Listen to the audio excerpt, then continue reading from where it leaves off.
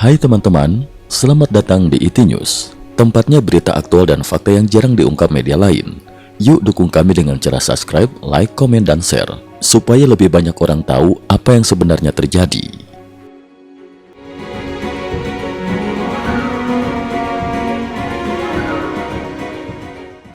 Salam pemirsa.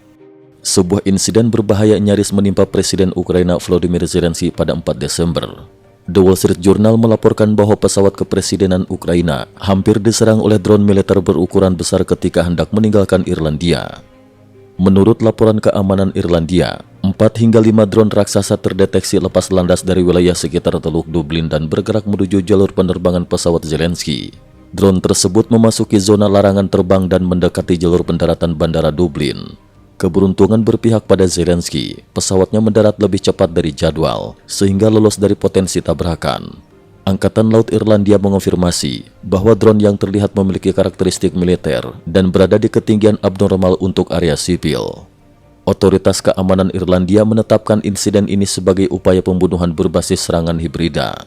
Investigasi lintas lembaga ini berlangsung untuk melacak asal dan operator drone tersebut. Putin ancam Eropa dan tegaskan syarat baru. Putaran terbaru negosiasi Amerika Serikat dan Rusia kembali gagal mencapai titik temu. Dua proposal utama, rencana perdamaian AS-Rusia 28 poin dan rancangan perdamaian AS-UE 20 poin, dinyatakan sepenuhnya tidak berhasil.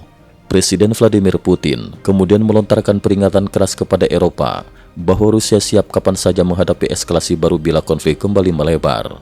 Di Moskow, Putin juga mengumumkan syarat politik yang tidak dapat dinegosiasikan. Ukraina harus menarik seluruh pasukan dari wilayah Donbas, atau Rusia akan mengambil seluruh wilayah tersebut dengan kekuatan militer atau melalui cara lain. Tekanan terhadap Rusia meningkat setelah Parlemen Eropa dan seluruh 27 negara anggota Uni Eropa pada 4 Desember resmi menyetujui kebijakan untuk melarang total impor gas alam Rusia mulai musim gugur 2027. Sebagai langkah memutus pendanaan mesin perang Kremlin. Kebijakan ini menjadi salah satu embargo energi terbesar yang pernah diberlakukan UI terhadap Moskow.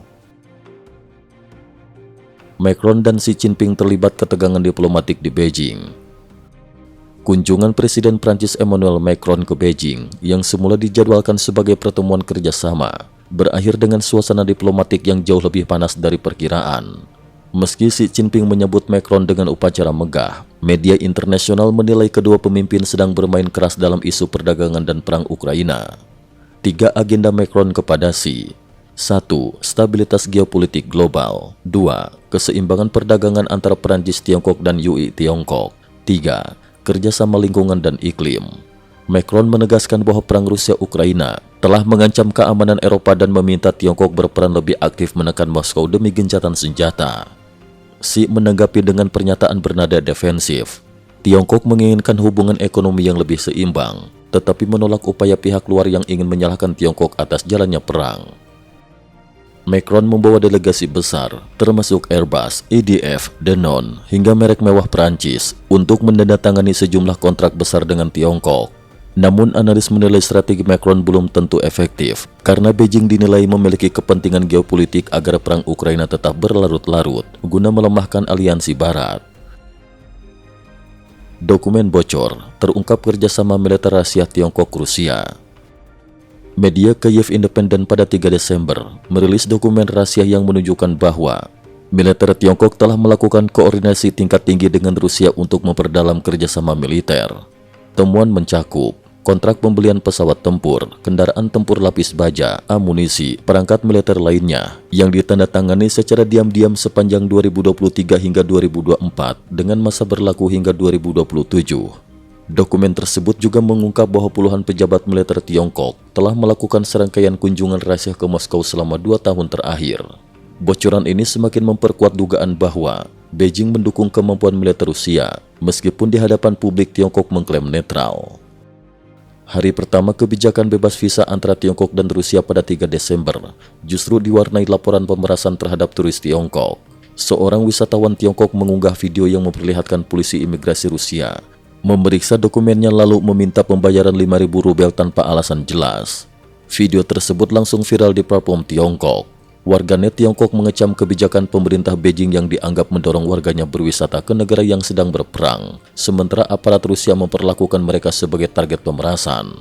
Insiden ini menambah ketegangan baru dalam hubungan kedua negara. Cukup sekian dulu, terima kasih atas perhatiannya. IT News juga memiliki channel di platform kancing.com. Mohon kunjungan dan bantu subscribe agar bisa mengikuti perkembangan dunia tanpa batas. Terima kasih. Link kancing ada di dalam description.